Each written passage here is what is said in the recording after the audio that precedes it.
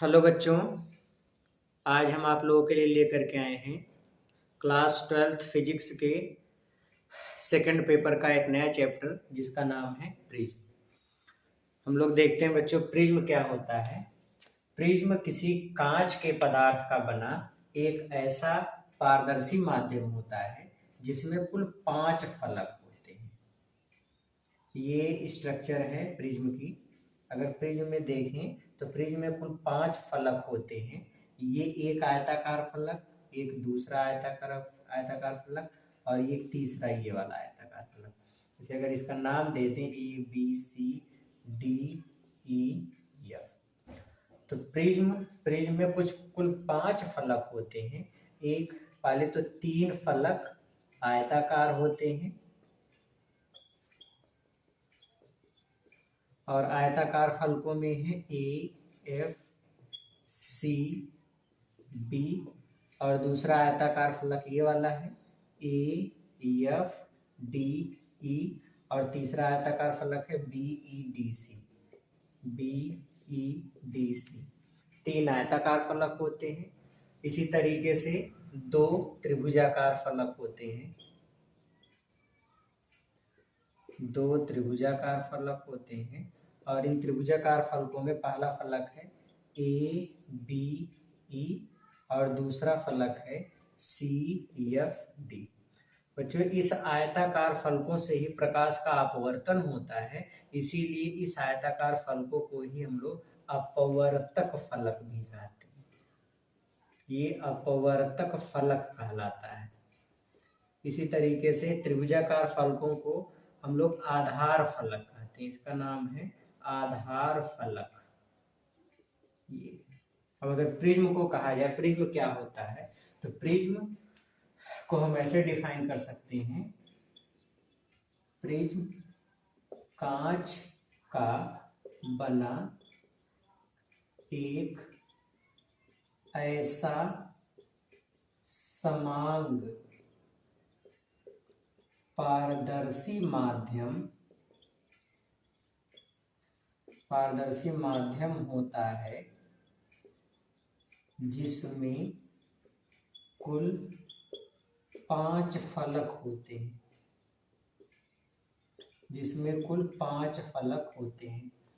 इन 5 फलकों में, जिसमें कुल 5 फलक होते हैं, इन 5 फलकों में 3 फलक आयताकार होते हैं जिसको हम लोग अपवर्तक फलक कहते हैं और 2 फलक त्रिभुजाकार होते हैं जिसको आधार फलक कहते हैं। तो ये बच्चों होता है प्रिज्म। प्रिज्म के बारे में और भी अगर देखें तो प्रिज्म से जुड़ी हुई कुछ डेफिनेशंस हम लोग इस तरीके से लिख सकते हैं।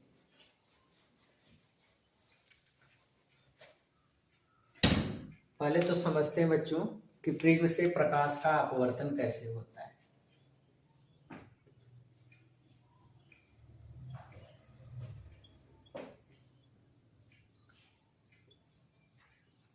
प्रिज्म द्वारा प्रकाश का अपवर्तन,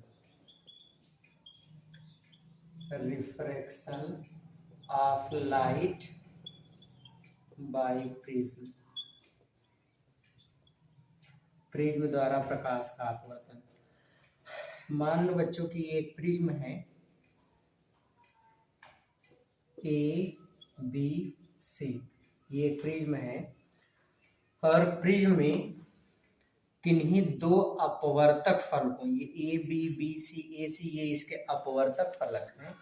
किन्हीं 2 अपवर्तक फलकों के बीच के झुकाव कोण को, इस कोण को हम लोग बोलते हैं प्रिज्म एंगल। ये प्रिज्म कोण कहलाता है। ये प्रिज्म कोण। अगर इससे अपवर्तन समझते हैं तो मान लीजिए कोई एक मोनोक्रोमैटिक लाइट, एक वर्णीय प्रकाश रंग इस पर आपतित होता है।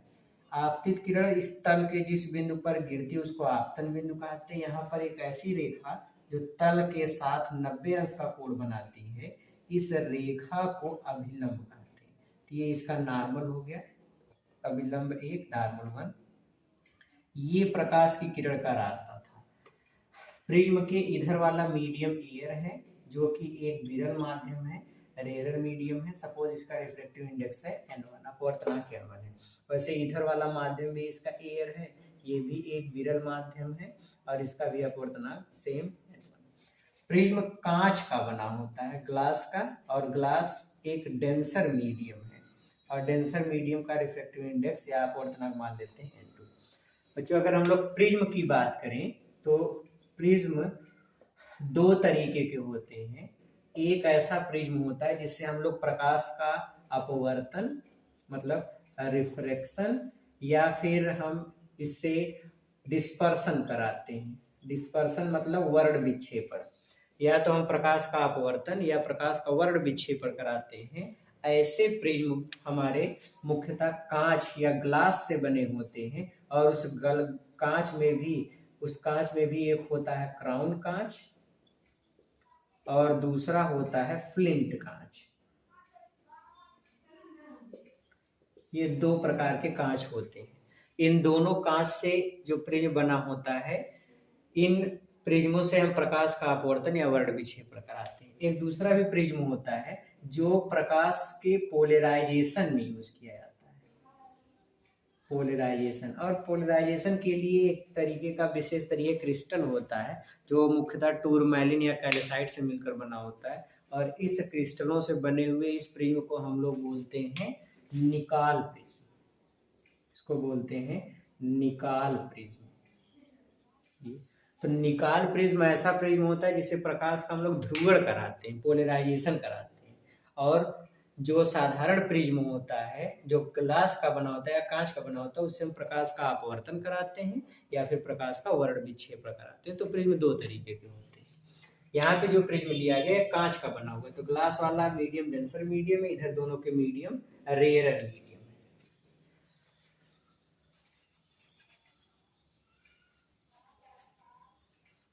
ये अपवर्तन देखते हैं।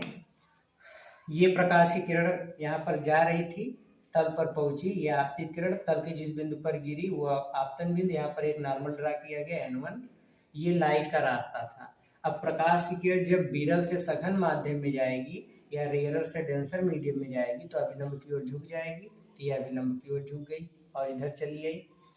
ये तल के अंदर जब ये दूसरे पृष्ठ पर पहुंचेगी तो यहाँ पर पहुंचते फिर ये मीडियम चेंज करेगी, मतलब सघन से विरल माध्यम में जाएगी तो फिर से अपवर्तन होगा। अपवर्तन को समझने के लिए यहाँ पर एक अभिलंब खींचते हैं, ये इसका नॉर्मल है और ये दूसरे वाले पृष्ठ का नॉर्मल है N2। ये प्रकाश की किरण का रास्ता था। अब प्रकाश की किरण जब सघन से विरल माध्यम में जाएगी तो अभिलंब से दूर हटेगी, तो अभिलंब से दूर हटती ऐसे निकल जाती है। ये आपतित किरण है प्रिज्म के भीतर जो जा रही है, इसको हम लोग बोलते हैं इंसिडेंट रे या आपतित किरण। ये जो प्रिज्म के अंदर चलती है इसको बोलते हैं रिफ्रैक्टेड रे। ये है रिफ्रैक्टेड रे या अपवर्तित किरण। और ये जो प्रिज्म से बाहर प्रकाश की किरण निकलती है उसको बोलते हैं हम लोग, जो प्रिज्म से बाहर निकल रही है इस प्रकाश की किरण को बोलते हैं निर्गत किरण या इसी को बोलते हैं आउट कमिंग रे। तो ये तीन तरीके की प्रकाश किरणें होती हैं। अच्छा, आपतित किरण को आगे बढ़ाने पर और निर्गत किरण को पीछे बढ़ाने पर दोनों प्रकाश किरणों के कटान बिंदु पर ये वाला जो बहिष्कोण बनता है इसको डेल्टा से दिखाते हैं और इसको कहते हैं विचलन कोण। ये होता है विचलन कोण, डेविएशन एंगल, इसको हम लोग विचलन कोण बोलते हैं। आपतित किरण को आगे बढ़ाने पर, निर्गत किरण को पीछे बढ़ाने पर दोनों प्रकाश किरणों के कटान बिंदु पर बना बहिष्कोण, यही वाला कोण विचलन कोण कहलाता है, डेविएशन एंगल कहलाता है। किन्हीं दो अपवर्तक पृष्ठों के बीच के झुकाव कोण को हम लोग प्रिज्म कोण बोलते हैं, प्रिज्म एंगल बोलते हैं।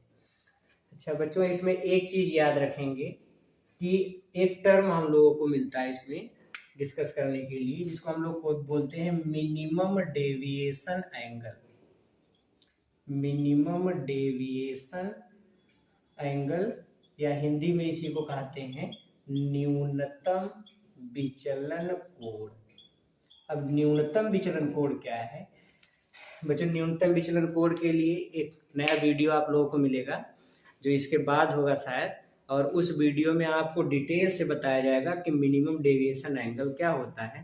फिलहाल आप ये समझिए कि प्रिज्म जब न्यूनतम विचलन की स्थिति में होता है तो न्यूनतम विचलन की अवस्था में जो यहाँ पर अपवर्तित किरण है प्रिज्म के भीतर वो आधार के समांतर हो जाती है और एक ही मीडियम में बनने वाले एंगल, जैसे यहाँ पर ये आपतन कोण है, इसको आई से दिखाएंगे, ये भी एयर में ही बन रहा है तो इसको भी उसी सिंबल से दिखाएंगे आई से। अब चूंकि सिंबल वही है लेकिन एंगल डिफरेंट भी हो सकता है इसलिए हम इसको आई डैश मान लेते हैं। ये वाला एंगल है आर, उसी तरीके से इस वाले एंगल को आर डैश दिखाते हैं। जब प्रिज्म अपने न्यूनतम विचलन की अवस्था में होता है तो न्यूनतम विचलन की कंडीशन में in case of minimum deviation, न्यूनतम विचलन की अवस्था में आई वाला एंगल आई डैश के इक्वल होता है, आर बराबर आर डैश के इक्वल होता है और डेल्टा जो विचलन कोण होता है उसको हम लोग डेल्टा एम से दिखाते हैं। तो बच्चों मिनिमम डेविएशन एंगल जब हम लोग पढ़ेंगे तो उस समय जब भी प्रिज्म न्यूनतम विचलन की अवस्था में होता है तो उस स्थिति में एंगल आई आई डैश के इक्वल, आर आर डैश के और डेल्टा डेल्टा एम के इक्वल होता है। नेक्स्ट हम लोग बच्चों शुरू करते हैं, प्रिज्म के पदार्थ का अपवर्तनांक क्या होता है।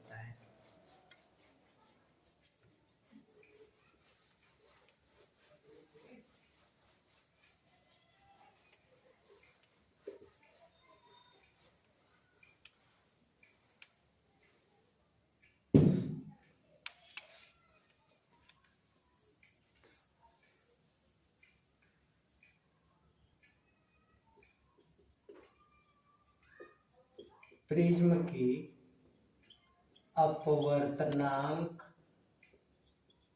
के लिए व्यंजक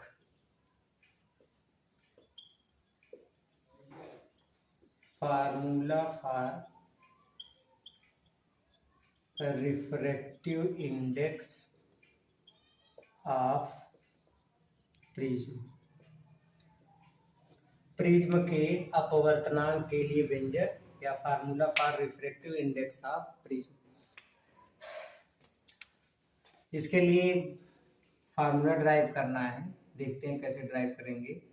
बच्चों ये मान लो कि एक प्रिज्म है और ये इसका प्रिज्म कोण है ए, कोई प्रकाश की किरण इस पर आती है, ये इंसिडेंट रे हो गई, ये इंसिडेंट रे या आपतित किरण का रास्ता है, यहाँ पर ये पड़ी तो यहाँ पर हम एक नॉर्मल ड्रा कर लेते हैं।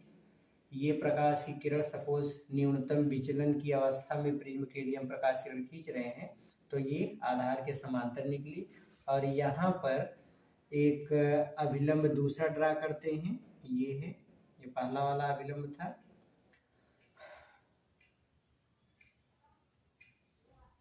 ये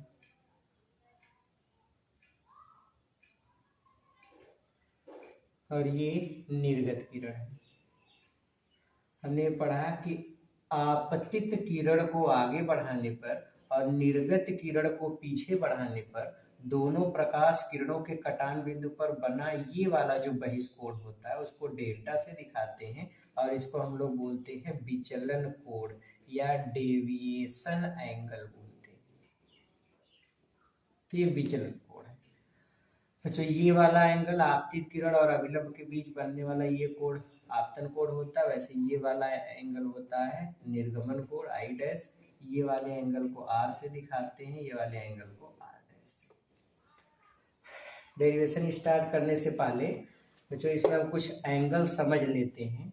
सपोज ये वाला पॉइंट ए है, ये बी, ये सी और ये वाला पॉइंट है डी। अगर दो रेखाएं एक दूसरे को काटती हैं तो काटने के बाद ये आमने सामने के दोनों कोण आपस में बराबर होते हैं।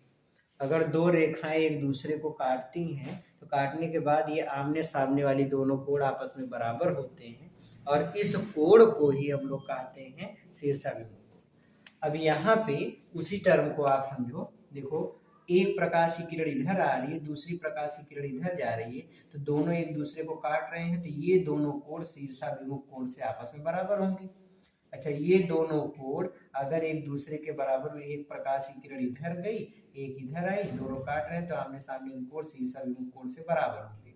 ये पूरा कोण अगर आई हुआ तो ये केवल इतना सा एंगल क्या होगा, तो इतना सा कोण देखेंगे तो ये पूरे वाले कोण आई के बराबर, उसमें से आर घटा देंगे तो ये हो जाएगा आई माइनस आर, ये वाला एंगल। ठीक है, उसी तरीके से देखो, एक किरण ये है, दूसरी किरण ये है, अगर ये दोनों एक दूसरे को काट रहे हैं, ये वाला टोटल एंगल आई डैश है, तो ये वाला टोटल एंगल भी कितना होगा आई डैश। तो उसमें से केवल ये वाला कोण कितना होगा, पूरा एंगल है आई डैश, उसमें से आर डैश माइनस कर देंगे तो ये हो जाएगा I dash minus R dash, ये होगा। ठीक है, अब ध्यान से देखो बच्चों, आप अपवर्तनांक के लिए फार्मूला ड्राइव करते हैं। सबसे पहले हम लोग यूज करते हैं स्टेप, इसका याद रखो, स्नेल का नियम यूज करते हैं। स्नेल्स लॉ, स्नेल का नियम है n बराबर साइन आई बटे साइन आर, वाला इक्वेशन बन गया। एक त्रिभुज हम लोग यहाँ पे लेते हैं, त्रिभुज ए डी ई में, ए डी ई, इस वाले त्रिभुज में अगर देखेंगे तो डेल्टा बहिष्कोण है। डेल्टा क्या है, बहिष्कोण।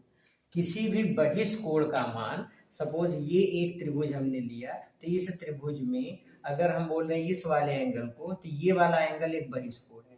किसी भी त्रिभुज में बहिष्कोण का मान इस संलग्न अंतःकोण को छोड़कर शेष दो कोणों के योग के बराबर होता है। अगर ये एक्स एंगल एक्स है, ये वाई है, ये जेड है, तो एक्स की वैल्यू इस वाले एंगल को छोड़ करके शेष दो एंगल के सम के इक्वल होगी, वाई प्लस जेड, इसके बराबर।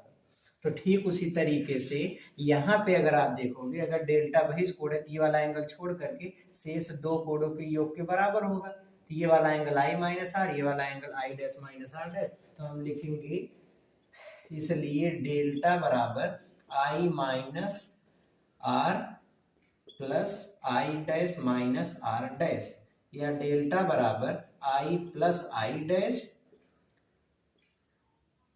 Minus R plus R dash, ये हो गया। ठीक है, इसको मान लेते हैं इक्वेशन सेकंड।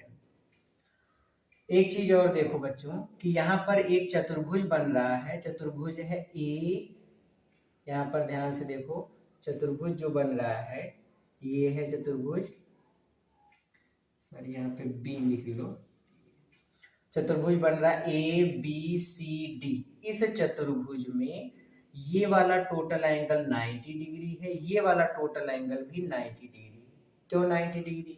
90 डिग्री इसलिए है क्योंकि ये अभिलंब है, और अभिलंब तल के साथ 90 अंश का कोण बनाता है। तो ये वाला टोटल एंगल और ये वाला टोटल एंगल, दोनों का सम कितना हो गया? 180। अब चतुर्भुज के चारों अंतः कोणों का योगफल 360 होता है। अगर दो कोणों का योग 180 मिल रहा है, मतलब इन दोनों कोणों का योग भी कितना होगा? 180 अंश। तो हम यहाँ पर लिख सकते हैं, चूंकि angle A plus angle C कितना है? 180 अंश। ठीक उसी तरीके से इस त्रिभुज की अगर हम बात करें, त्रिभुज बी सी डी में, तो ये जो रिलेशन लिखा गया ये है चतुर्भुज ए बी सी डी में, ये रिलेशन मिला। और किसी भी त्रिभुज के तीनों अंतःकोणों का योग, एक एंगल ये, एक ये, एक ये, अगर हम त्रिभुज बी सी डी लेते हैं तो किसी भी त्रिभुज के तीनों अंतःकोणों का योग 180 अंश होता है। तो हम लिख सकते हैं angle R plus angle R dash plus C बराबर 180 अंश। ये कहाँ पर लिया गया? तो आंसर ये है त्रिभुज बी सी डी, ये इस त्रिभुज में लिया गया। अच्छा, अब इन दोनों इक्वेशन के राइट साइड इक्वल है तो लेफ्ट साइड भी इक्वल होंगे। हम इसको लिख सकते हैं ए प्लस सी बराबर R plus R dash plus C, C से सी कैंसिल, ए बराबर आर प्लस आर डैश, न मिल गया। समीकरण ए दो में, इक्वेशन सेकंड में समीकरण 2 से हमें लिख सकते हैं डेल्टा बराबर I plus I dash minus R plus R dash, R plus R dash A के बराबर है, ये ए लिख लीजिए, इक्वेशन नंबर 3। अभी बच्चों हमने आपको एक कंडीशन सिखाई थी कि अगर प्रिज्म न्यूनतम विचलन की अवस्था में है, in case of minimum deviation, न्यूनतम विचलन की अवस्था में है, तो डेल्टा किसके बराबर होता है, डेल्टा एम के। आई किसके बराबर होता है, आई डैश के। आर किसके बराबर होता है, आर डैश के। तो जहां जहां डेल्टा वहां डेल्टा एम लिखो, जहां जहां आई डैश वहां आई लिखो, जहां जहां आर डैश वहां आर लिखो। तो इस वाले इक्वेशन से सपोज ये वाला इक्वेशन 4 है, ये वाला इक्वेशन 3 है, तो हम यहाँ से लिख सकते हैं समीकरण 3 से ए बराबर आर प्लस, जहाँ आर डैश वहाँ भी आर हो जाएगा, आर डैश के स्थान पे आर लिखो, तो ये हो जाएगा ए बराबर 2r या आर बराबर a/2। ये फार्मूला मिला। इसी तरीके से इस इक्वेशन से समीकरण 4 में वैल्यू पुटअप करो। डेल्टा के स्थान पे क्या लिखना है, डेल्टा एम बराबर आई फिर प्लस आई डैश के स्थान पे क्या लिखना है, आई फिर माइनस ए को इधर करो तो ए प्लस डेल्टा एम आई प्लस आई 2i, तो यहाँ से आई बराबर निकालेंगे तो ए प्लस डेल्टा एम/2, ये आई की वैल्यू हो गई। आई और आर का मान इस समीकरण 1 में पुटअप कर दो, समीकरण 1 में रखोगे तो यहाँ से मिलेगा समीकरण 1 से n बराबर साइन आई की वैल्यू ए प्लस डेल्टा एम/2 और डिवाइड बाय साइन आर की वैल्यू साइन a/2। तो ये हमको फार्मूला मिलेगा किसी भी प्रिज्म के पदार्थ के अपवर्तनांक का। तो किसी प्रिज्म के पदार्थ के अपवर्तनांक का सूत्र होता है n बराबर साइन a प्लस डेल्टा एम/2 अपॉन साइन a/2। बच्चों आज के इस लेक्चर को यहीं पे खत्म करते हैं। कल हम लोग मिलेंगे इसी टॉपिक पर खूब अच्छे अच्छे न्यूमेरिकल के साथ और समझेंगे इसके वीडियो में कि न्यूनतम विचलन कोण क्या होता है उसके बारे में डिटेल से। तो तब तक के लिए पढ़ते रहिए, स्टडी करते रहिए।